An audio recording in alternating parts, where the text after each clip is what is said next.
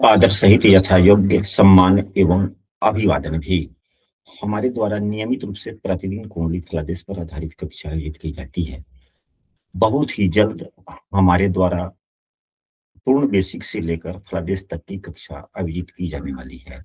यदि आप उस कक्षा में शामिल होना चाहते हैं तो स्क्रीन पर दिख रहे नंबर पर व्हाट्सएप पर कक्षा में शामिल हो सकते हैं। साथ ही यदि आपने अभी तक अपने इस चैनल को सब्सक्राइब नहीं किया है तो सब्सक्राइब अवश्य कर ले। और आइए चलते हैं, अब आज की विषय वस्तु शुरू करते हैं। उच्चारण अवश्य कर ले, साथ ही अपने प्रेरणा के स्रोत एवं अपने गुरुजनों को भी अंतर्मन से अभिवादन कर ले। हम लोगों के द्वारा प्रतिदिन कुंडली फलादेश पर आधारित कक्षा होती है। आज की कक्षा का जो विषय वस्तु है बहुत ही शोभनीय भी प्रश्न है। सभी प्रश्न अच्छे ही होते हैं। यह प्रश्न जो कुंडली का फलादेश करता है उन्हीं के लिए यह प्रश्न बनता है। लिखा गया है कि कुंडली में ज्योतिषी बनने के योग कैसे देखें। कुंडली में ज्योतिषी बनने के योग कैसे देखें। तो सबसे पहला तो शब्द को ही हम पर शब्द की जो प्रश्न के जो प्रमुख शब्द होते हैं उनको समझना चाहिए कि ज्योतिषी है क्या। ज्योतिषी है क्या? तो ज्योतिषी का मतलब यह होता है कि जो आगे के समय के बारे में ईश्वरीय ज्ञान, माइंड आगे के समय के बारे में जानने की जिसके पास में क्षमता हो रही है। तो मनुष्य के संचित कर्मों से ही प्रारब्ध का निर्माण होता है। इसको यह इतना जरूरी है, केवल कुंडली के योग पढ़ लेने से हम योग भूल जाते हैं, लेकिन वह योग क्यों निर्भर करता है, बनता है, इसको भी हम सबों को समझना होता है। तो मनुष्य के संचित कर्मों से ही प्रारब्ध कर्म का निर्माण होता है। कुंडली में शुभ या अशुभ योग कोई भी बने, वह हमारे पूर्व के कर्मों का फल का ही परिणाम होता है, ऐसा हमारे शास्त्रों में बताया गया है। हमने शास्त्र में यह पढ़ा है, हमने शास्त्र में यह भी पढ़ा है, आज पढ़ रहे थे तो देखने को मिला, पढ़ने को, कि गहना कर्मणो गति, गहना कर्मणो गति, यानी कि कर्म की जो गति है वह गहन है। कर्म की गति गहन है। गहन का मतलब यह है कि इसको समझना साधारण बात नहीं है। कर्म के सिद्धांत को समझना एक बहुत ही बड़ा दुष्कर काम है। ज्योतिष शास्त्र में, ज्योतिष शास्त्र में प्रमुख रूप से बुद्धि, विवेक, अध्यात्म के प्रमुख कारक देवगुरु बृहस्पति को बतलाया गया है।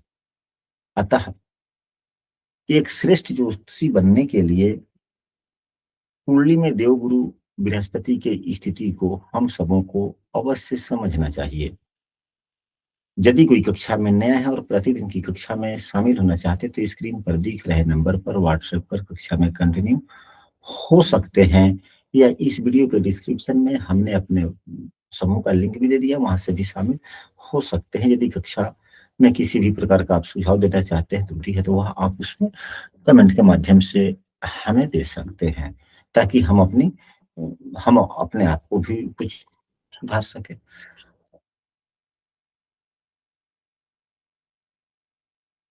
तो एक श्रेष्ठ ज्योतिषी के कुंडली में अनुकूल भावों में देवगुरु बृहस्पति का शुभ स्थिति में होना आवश्यक है।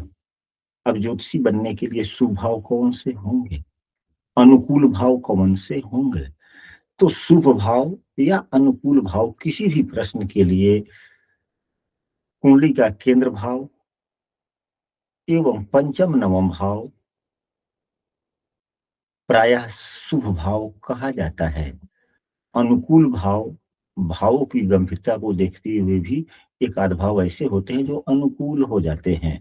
अब कुंडली का 12वां भाव, कुंडली का 8वां भाव, कुंडली का 6ठा भाव, ये तीनों भाव खराब हैं, परंतु अगर प्रश्न छठे भाव का ही हो तो छठा भाव अनुकूल भाव हो गया कि नहीं हो गया।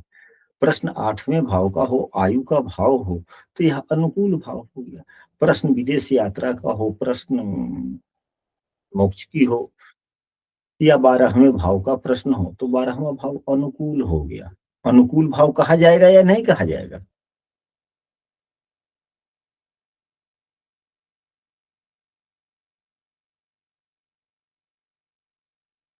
कहा जाएगा गुरुजी।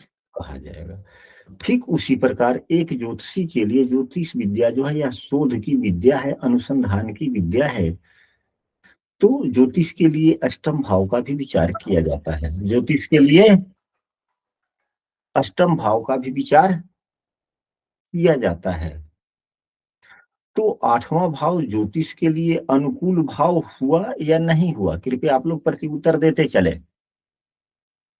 हुआ गुरुजी। हो गया। तो हम कह सकते हैं कि देव गुरु बृहस्पति का अच्छे स्थिति में होना, केंद्र भाव में हो, त्रिकोण भाव में हो, या बात इस ज्योतिषी की है तो आठवें भाव में होना अच्छा कहा जाता है। अब वो स्थिति कैसी हो, तो स्थिति में देवगुरु बृहस्पति जैसा कि आप लोग यहाँ पर देख रहे हैं अपने उच्च राशि में है। देवगुरु बृहस्पति अपने उच्च राशि में हो, या अपने स्व राशि में हो, या मिथुन राशि में हो, यानी कि उच्चाभिलाषी हो। उच्चाभिलाषी हो, या अपने स्व राशि या अपने उच्च राशि के हों,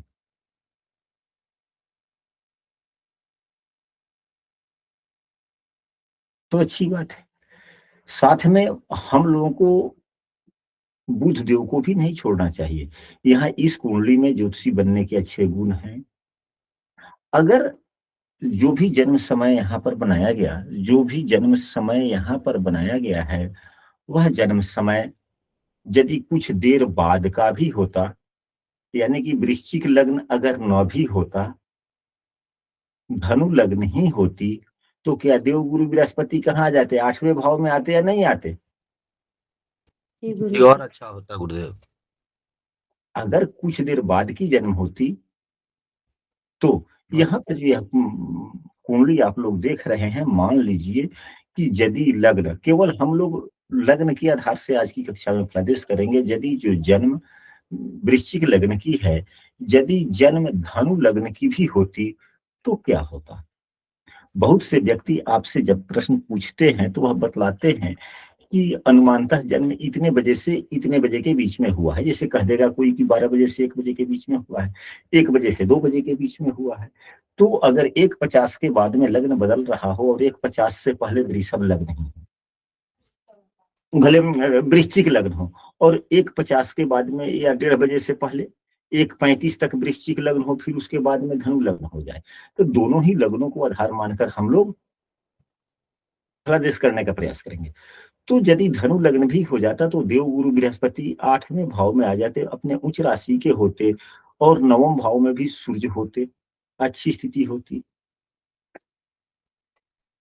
बुध देव भी 9वें भाव में ही होते और अच्छी स्थिति हो जाती। बुध देव और अच्छी स्थिति में आ जाते कि नहीं आ जाते? जी गुरुदेव आ जाते हैं। आ जाते। अब इसके बाद में हम लोग चलते हैं, बुध देव की भी विचार करना चाहिए। यहाँ पे बुध देव अकारक ग्रह बने हुए हैं। अभी इस वृश्चिक लग्न में यदि धनु लग्न होता तो बुध देव 7वें एवं 10वें भाव के स्वामी हो जाते, तो और अच्छे भी हो जाते। यानी कि दोनों केंद्र भाव के स्वामी होकर के अपने मित्र राशि का होकर के 9वें भाव में बैठ जाना, और देव गुरु बृहस्पति का उच्च राशि का होकर के अष्टम भाव में बैठना, दोनों ही अच्छे हो गए। बुध की महत्ता क्यों हम लोग देख रहे हैं? बुध सीखने की चाहत को प्रदान करता है, गणना करने में सहायता करता है। गणना यानी कि गणित की बातें, तो ज्योतिष बगैर गणित का नहीं चलता, बगैर गणना का नहीं चलता। और जब तक गणना की क्षमता हमारे पास में नहीं, तब तक विश्लेषण करने की क्षमता नहीं, पूर्ण विकास नहीं हो सकता। हम लोग केतु देव को भी नहीं छोड़ सकते। केतु देव क्या है? केतु देव अंतर्ज्ञान के कारक हैं। भविष्यवाणी के लिए, अंतर्ज्ञान एवं भविष्यवाणी के लिए हमारे गुरुजनों का कहना है कि केतु देव को देखा जाना चाहिए। तो केतु देव को भी इनका अगर यह संबंधित भाव या शुभ भाव में है, संबंधित भाव या शुभ भाव में है तो अच्छी बात है। तो केतु देव भी बुध की ही देव गुरु बृहस्पति की ही राशि में है, पंचम भाव में है, बुद्धिमता की भाव में है और देव गुरु बृहस्पति से दृष्ट भी है। गुरु की बात की जाए तो नवमांश में सूर्य की राशि में है, ठीक है।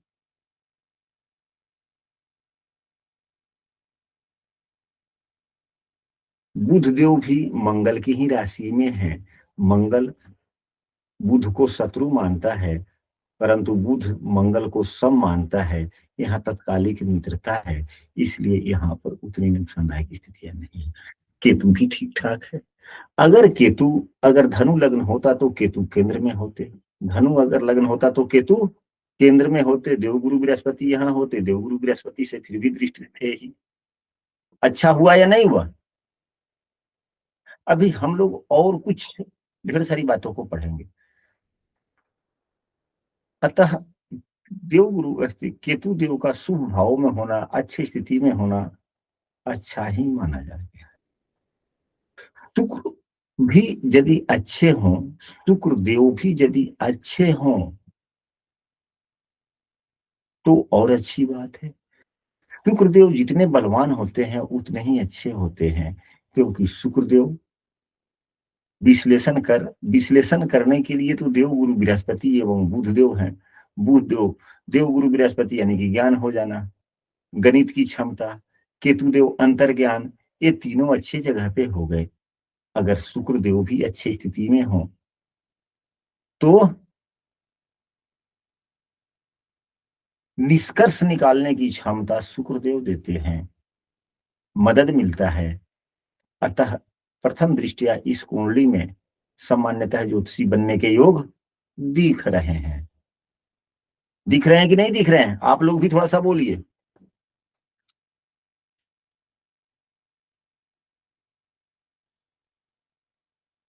शायद हमारी बात को आप लोगों ने नहीं सुना। जी गुरुजी दिख कर रहे हैं गुरुजी। तो साधारणतया ज्योतिषी बनने के तो गुण दिख रहे हैं। अब इन ग्रहों को जब हमने अभी कुछ क्षण पहले कहा कि संभवतः इनका जन्म में संशय है, इसलिए वर्ग कुंडलियों के लग्न का उपयोग नहीं कर सकते, परंतु ग्रहगण चाहे लग्न बदल जाए, लेकिन जिस वर्ग कुंडली की हम चर्चा करेंगे उस वर्ग कुंडली में वो राशि तो उनकी निश्चित रहती है। देव गुरु बृहस्पति ठीक ठाक राशि में है, केतु देव भी गुरु के साथ में है, सात्विक ग्रह की राशि में। हम लोग सूर्य देव की भी चर्चा करेंगे कि सूर्य देव क्या ज्योतिषी बनने में सहायता प्रदान करते हैं या नहीं करते हैं, क्योंकि सूर्य की राशि में केतु देव हैं। केतु सूर्य को शत्रु मानता है, सूर्य भी केतु को शत्रु मानते हैं। नवमांश में या शत्रु राशि में आ गए, पीड़ित हो गए। बुध की बात की जाए तो मंगल की राशि में है, यहां तक तो यह ठीक ठाक हो गया, क्योंकि हम लोगों ने चर्चा कर लिया कि यह मित्रता वाली स्थिति बन जाती है, इसलिए इस कुंडली के लिए मंगल बुध में उतनी शत्रुता नहीं। शुक्र की बात की जाए तो शुक्र भी मंगल की ही राशि में है और मंगल शुक्र में यहाँ भी मित्रता ही है। मंगल शुक्र को सम मानता है, शुक्र मंगल को सम मानता है नैसर्गिक, तो सम और मित्र मित्र ही हो जाते हैं। इसलिए शुक्र भी इस कुंडली के लिए अपने मित्र की ही राशि में है। प्रथम दृष्टिया यह वृश्चिक राशि लग्न में भी है। शुक्रदेव कुंडली के 12वें भाव में है। 12वें भाव के शुक्रदेव अच्छे फल प्रदान करते हैं। दूसरा, शुक्र से केंद्र में देवगुरु बृहस्पति की स्थिति है। शुक्र से केंद्र में देवगुरु बृहस्पति की स्थिति है, हालांकि चंद्रमा की भी है। हम लोग चंद्रमा पर भी बाद में चर्चा कर लेंगे। जब चंद्रमा की बातें आएंगी तब। तो जितना हम लोगों ने अभी तक देखा सुना, जितना हम लोगों ने देखा सुना, उसके आधार पे तो ज्योतिषी बनने के गुण स्पष्ट हो रहे हैं। भावों की बात करें तो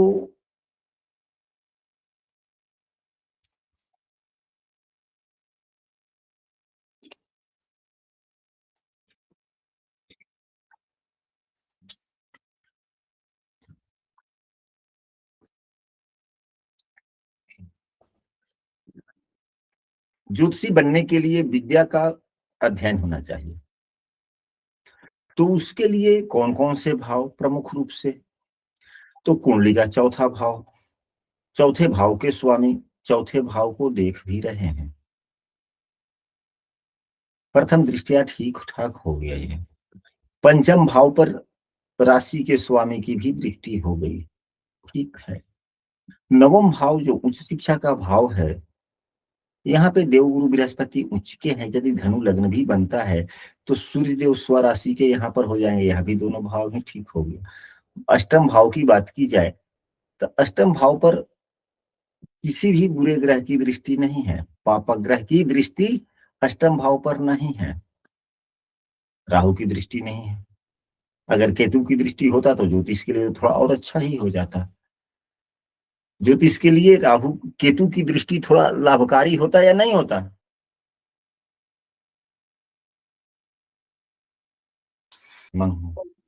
आवश्यक।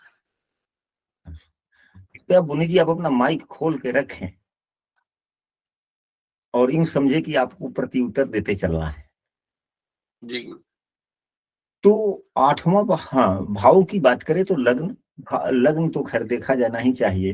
तो लग्न, लग्नेश जो हैं, लग्नेश वर्तमान में 11वें भाव में बैठे हुए हैं, जो अच्छी स्थिति कही जाएगी। 11वें भाव में कोई भी ग्रह खराब नहीं। हाँ अगर धनु लग्न बन जाता तो लग्नेश 8वें भाव में आ जाते, लेकिन 8वें भाव में वो उच्च के होते।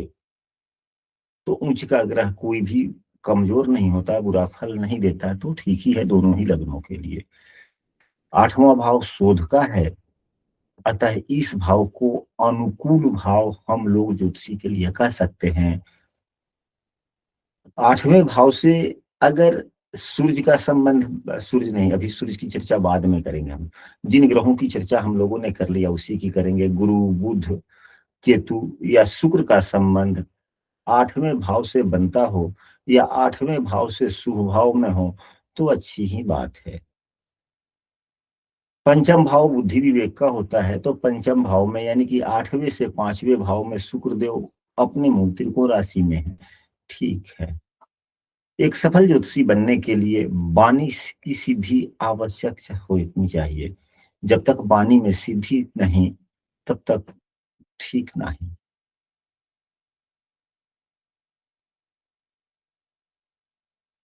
तो वाणी में सिद्धि के लिए देखा जाए तो यहाँ पर सूर्य बुध की तो युति तो दिख रही है, परंतु सूर्य से काफी आगे बुध देव हैं, अस्त नहीं है। अस्त नहीं।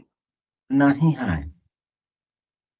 अब सूर्य से आगे चलेंगे तो 1 2 3 4 5 6 6 3 18 19 20 अंशों से भी आगे हैं ये।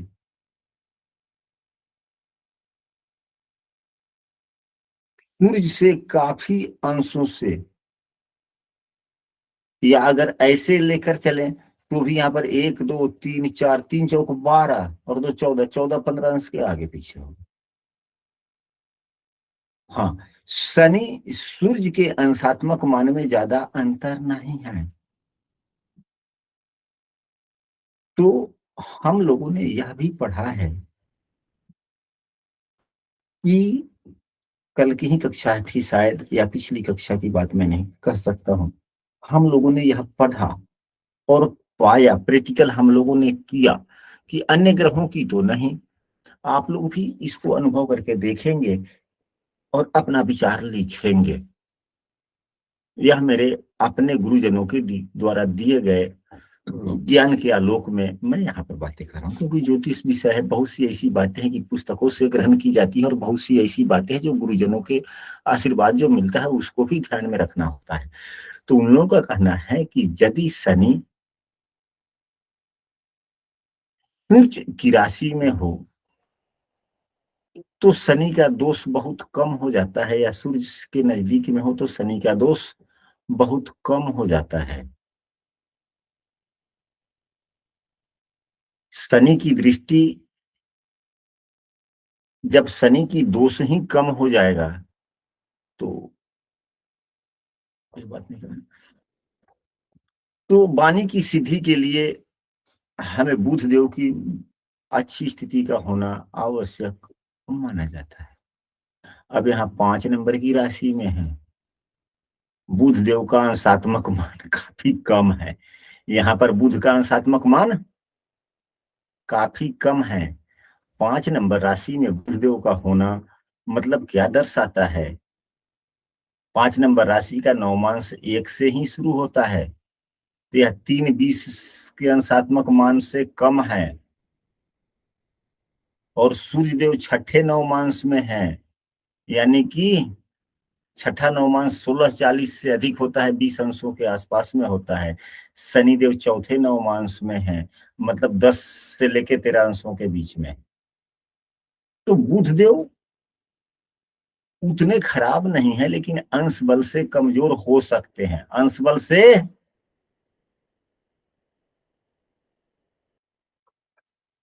कमजोर हो सकते हैं। तो यदि सफल ज्योतिषी बनना है तो बुध को यहाँ पर थोड़ा सा स्ट्रॉन्ग करना चाहिए, क्योंकि वाणी में सिद्धि होनी चाहिए। तो वाणी के कारक हमारे बुधदेव है। सफल ज्योतिषी बगैर वाणी की इसकी सिद्धि कर नहीं बन सकता। अनुकूल भावों में अच्छी स्थिति का होना बुधदेव का ठीक माना जाएगा। तो यहाँ पर अनुकूल भाव में है, परंतु अंशात्मक मान से यहाँ पर थोड़े कमजोर हैं। अब इससे आगे हम लोग बढ़ते हैं, जरा सूर्य पर भी बात कर लेते हैं। सूर्यदेव आत्मा के कारक हैं। सूर्यदेव आत्मा के कारक हैं, ज्योतिष देव विद्या है। तो जब तक आत्मीय रूप से आत्मा समृद्ध नहीं होगा, आत्मीय रूप से यानी कि ईश्वरीय गुणों से आत्मा जब तक समृद्ध नहीं होगा, तब तक इस देव विद्या को हम लोग ग्रहण क्या कर सकते हैं? नहीं। अगर ग्रहण भी कर लें तो उपयोग ही नहीं, यदि ग्रहण भी कर लें तो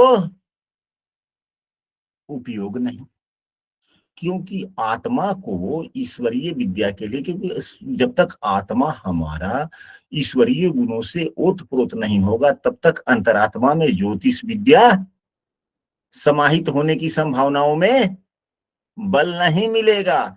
इसलिए सूर्य का अच्छा होना भी आवश्यक है। तो यहाँ सूर्यदेव अंशात्मक मान से 1640 से लेकर 20 अंशों में है और अपने राशि में है, कुंडली के शुभ भाव में है। इसलिए कहा जा सकता है कि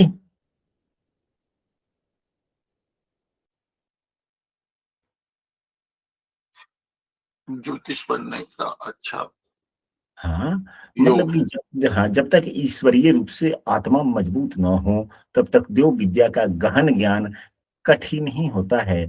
इसलिए सूर्य का अच्छे स्थिति में हो तो और उत्तम बात है। गुरु बुध का परस्पर संबंध, देव गुरु बृहस्पति एवं बुध का परस्पर संबंध हो तो अच्छी बात है, क्योंकि गणित और ज्ञान दोनों का समावेश ही ज्योतिष विद्या है। आकलन करने की क्षमता, आपसे ही या हमसे कोई कुंडली का फलादेश करवाए तो फिर उसी समय ग्रहों की गणना करनी पड़ती है मानसिक रूप से, कि अभी ग्रहगण किस राशि में है, इतने दिन के बाद में दशाएं आने वाली है, इतने दिन के बाद में फिर ग्रहगण किस राशि में जाएंगे। यह गणना तो बुध ही बतलाएगा। और समझने की क्षमता देव गुरु बृहस्पति, तो बुध एवं गुरु का दोनों का संबंध अगर हो तो उत्तम बात है। इस लग्न कुंडली में नहीं है। बुध एवं गुरु का संबंध इस कुंडली में नहीं है। परस्पर दृष्टि यह कितने प्रकार से संबंध हो सकते हैं? तो यह संबंध युति संबंध भी हो सकता है, यह संबंध परस्पर दृष्टि संबंध भी हो सकता है, यह संबंध परस्पर राशि परिवर्तन संबंध भी हो सकता है। या अगर ये सभी संबंध लग्न कुंडली में नहीं है तो नवमांश कुंडली में देखें कि क्या नवमांश कुंडली में राशि परिवर्तन है। नवमांश कुंडली में दृष्टि नहीं देखी जाएगी, नवमांश कुंडली में केवल राशि परिवर्तन देखा जाएगा। तो यहां पर भी नहीं। यदि नहीं है तो फिर कैरियर भाव को देखते हैं कि व्यक्ति अगर ज्योतिष पढ़ता है तो क्या ज्योतिष के माध्यम से कुछ उसका कैरियर या कुछ प्रसिद्धि मिलने की संभावनाएं बनती है या नहीं बनती है। तो कैरियर प्रसिद्धि के लिए डिटेन कुंडली देखते हैं, तो यहाँ पर डिटेन कुंडली है। लग्न की प्राथमिकता नहीं देंगे, केवल भावों की प्राथमिकता देंगे, राशियों की देंगे कि किस राशि में कौन से हैं, क्योंकि लग्न का स्थिरमान पता नहीं है। तो यहाँ पर देव गुरु बृहस्पति से बुध देव आपस में केंद्र में है। हल्का ही सही, लेकिन हल्का संयोग तो दिखा, साफ नकारने वाली बात तो नहीं है। हो सकता है कि जब आपस में जो ग्रह केंद्र में होते हैं, एक से चौथे या चौथे से 10वें हो जाए, तो यह उत्तम संयोग होता है, एक दूसरे को प्रभावित करते हैं। तो ऐसा हो सकता है कि जब लग्न कुंडली में ज्योतिष के योग बन रहे हैं तो ज्योतिष के क्षेत्र से प्रसिद्धि देर सवेर मिलने की संभावनाएं बनती है या नहीं बनती है? जी गुरु।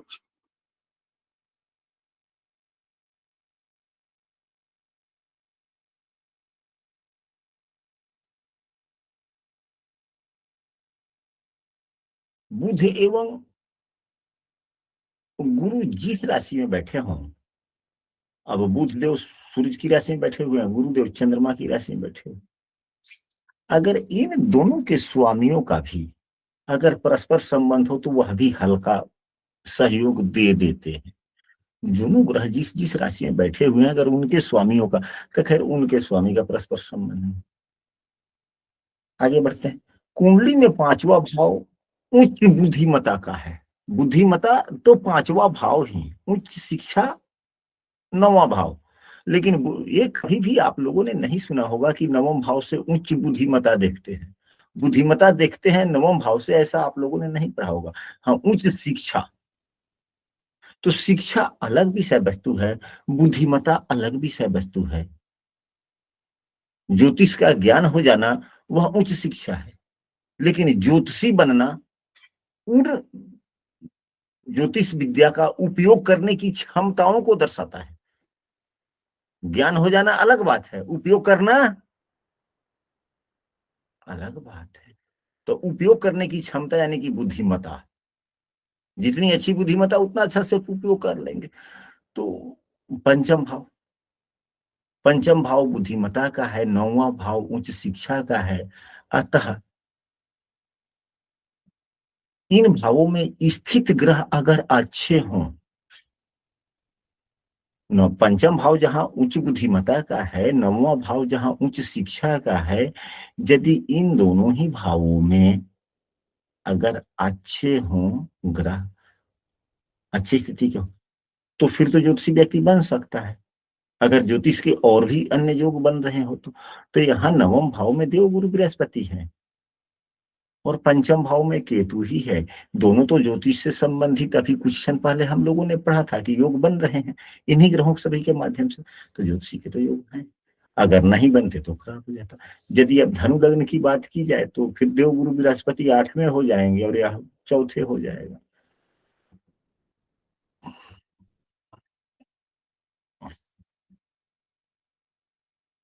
तो चौथा भाव भी अंतर्ज्ञान, मन की स्थिरता इत्यादि, आखिर वह भी तो बुद्धि का भाव है।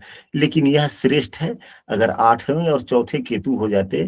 चौथे केतु 8वें देव गुरु बृहस्पति, यह भी योग है, परंतु यह थोड़ा कमजोर हो जाएगा, लेकिन योग तो वही रहे।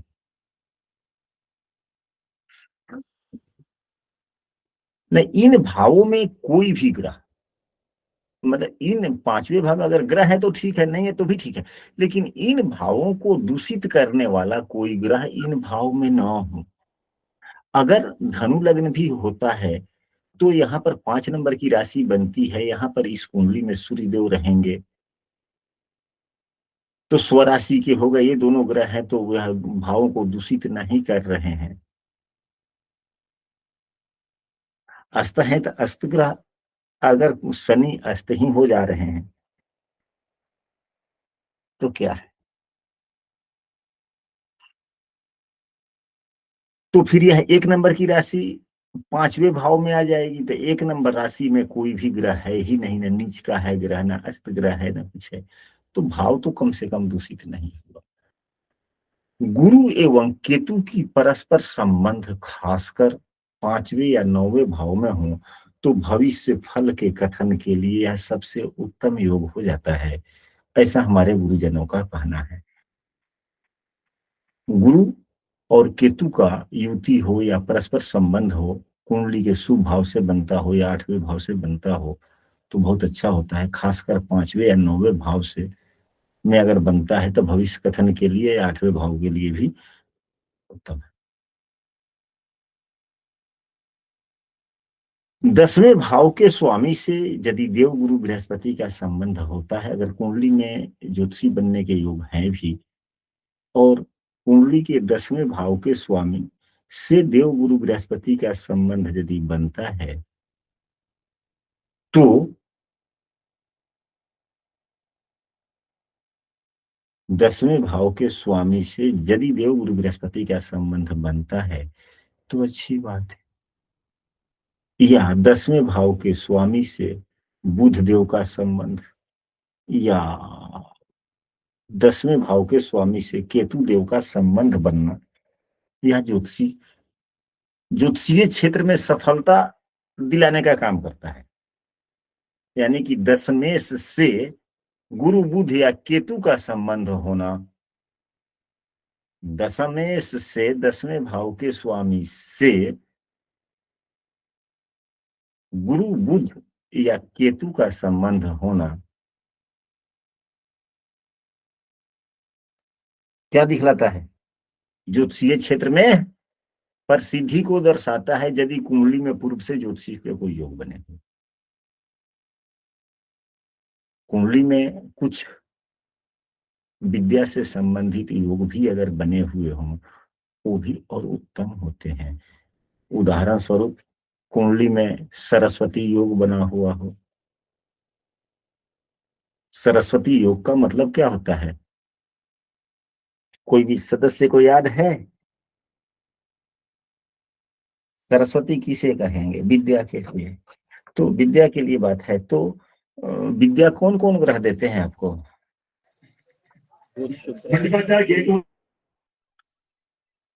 गुरु बुध शुक्र, अगर ये तीनों अच्छे स्थिति में हो, जितने ही अच्छे स्थिति में हो उतने ही बढ़िया योग। तो गुरुदेव तो अच्छी स्थिति में है, बुध देव भी 10म भाव में अपने मित्र की राशि में है, ठीक है। शुक्र है तो 12वें भाव में अच्छे फल देते हैं और अपने मूल त्रिकोण राशि में अभी ठीक ही है। लेकिन अगर केवल शुक्र देव अच्छे भाव में होते तो और अच्छी बात है, कम से कम 2 ग्रह तो है। अगर धनु लग्न होता तो भी अच्छे, तब शुक्र देव एकादश लाभ भाव में आ जाते तो और अच्छी। तो यह पूर्ण रूप से सरस्वती योग नहीं लग रहा है, लेकिन हाँ कुछ ना कुछ हद तक तो ठीक ही है। कुंडली में बुध गुरु शुक्र अगर अच्छी स्थिति में होकर के शुभ भाव में होते हैं तो अच्छी बात है। आत्मा एवं बुद्धि का संयोग भी हो और शुभ भाव में हो। आत्मा एवं बुद्धि का संयोग किसे कहेंगे? आत्मा सूर्य को कहेंगे। आत्मा किसे कहेंगे? आत्मा सूर्य को कहेंगे और बुद्धि बुध को कहेंगे। तो सूर्य बुध की यदि युति हो और बुध अस्त न हो तो यह भी अच्छा योग है, यानी कि इसे बुद्धादित्य योग भी कहते हैं। अगर यह योग शुभ भाव में हो तो अच्छी बात है। तो यहाँ पर अगर वृश्चिक लग्न की कुंडली है तो दसम भाव, अगर धनु लग्न की कुंडली होती तो भी नवम भाव। अच्छा है। कुंडली में गजकेसरी योग बना हुआ हो। गजकेसरी योग क्या होता है? गजकेसरी योग उत्तम ज्ञान एवं सम्मान का योग है।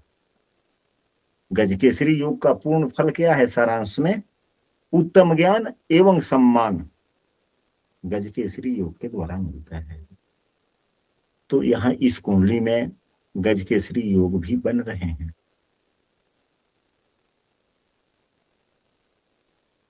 चंद्रमा की बात की जाए तो यहाँ पर 12वें भाव में है और अपने नीचाभिलाषी हैं।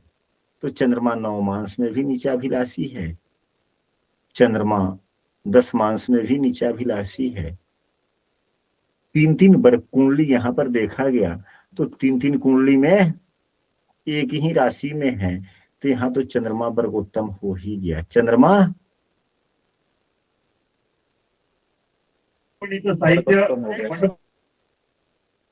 चंद्रमा वर्गोत्तम हो गया। तो वर्गोत्तम ग्रह अच्छे फल देते हैं, इसलिए चंद्रमा यहाँ अच्छे फल प्रदाता है, परंतु चंद्रमा नीचाभिलाषी भी है। वर्गोत्तम ग्रह अच्छे फल देते हैं, लेकिन थोड़ा सा ऊहापोह की स्थिति भी दे देते हैं, मानसिक थकावट देते हैं, यह रास्ता है।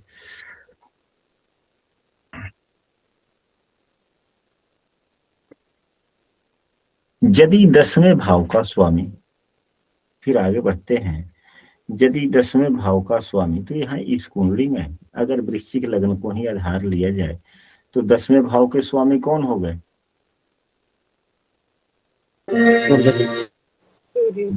10वें भाव के स्वामी सूर्यदेव हो गए। यदि कुंडली धनु लग्न की मानी जाए तो 10वें भाव के स्वामी बुधदेव हो जाएंगे, यानी कि यह 6 नंबर की राशि यहाँ आ जाएगी। तो 10वें भाव का स्वामी नवमांश कुंडली में, 10वें भाव का स्वामी नवमांश कुंडली में किस राशि में हो?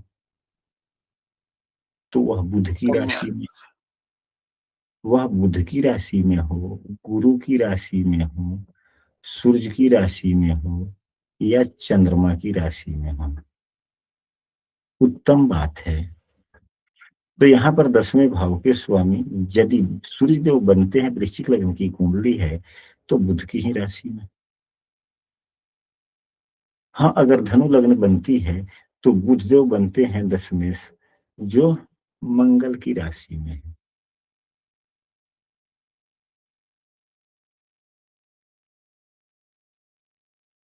तो यदि धनु लग्न बनती है तो यह मंगल की राशि पंचम भाव में आ जाएगा, पंचमेश की ही राशि में हो गए तो भी ठीक ही।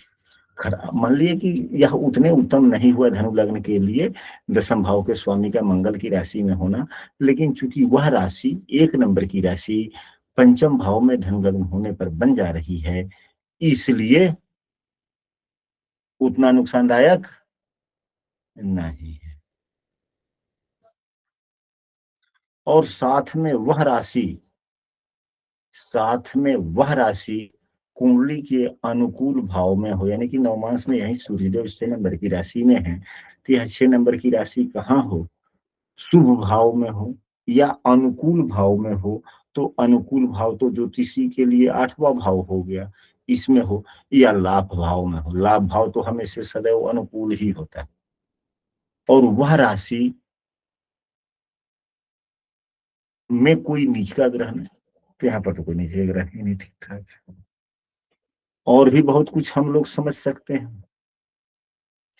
केतु का महत्व बहुत ही ज्यादा होता है ज्योतिषी बनने के लिए। केतु देव मोक्ष के कारक हैं, छिपे हुए गूढ़ ज्ञान शोध का प्रमुख ग्रह माना जाता है, इसलिए केतु का 8वें भाव में 5वें भाव में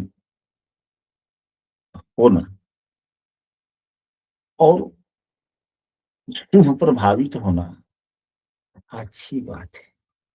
तो यहाँ पर केतु देव शुभ प्रभाव में है। तो हम लोगों ने काफी कुछ आज की कक्षा में समझने का, सीखने का प्रयास किया। और भी यदि ज्योतिषीय योग के बारे में चर्चा की जाए तो यह तो प्रारंभिक जो बेसिक ज्ञान है कि ज्योतिषी बनने के लिए हम कुंडली में योग कैसे देखें, यह वाली बात है। यदि इस पर एक और कक्षा आयोजित किया जाए तो अपने आप में वह पूर्ण कक्षा हो जाएगी। तो यदि आप लोगों की सहमति बनेगी तो अगली कक्षा हम लोग पुनः इस विषय वस्तु पर एक बार और कर लेंगे, और नहीं तो हम लोग पुनः बृहत्पराशर होरा शास्त्र पुस्तक हम लोग आने वाली कक्षा में अध्ययन करेंगे। कक्षा आज की कैसी लगी, आप लोग अपने विचार अवश्य दें। सबसे पहले तो हम बोनी जी का ही विचार लेंगे क्योंकि माइक इनका खुला हुआ है। गुरु जी प्रणाम, सभी सहपाठीजनों को प्रणाम। तो बहुत ही उत्तम कक्षा रही ये कक्षा। इसलिए भी उत्तम है कि जो भी कक्षा में जुड़े हुए हैं सभी महानुभाव जो हैं वे सब ज्योतिष से प्रेम रखते हैं, तो उन्हें थोड़ा सा इस बात का ज्ञान मिला तो वो बहुत ही अच्छी बात है गुरु जी।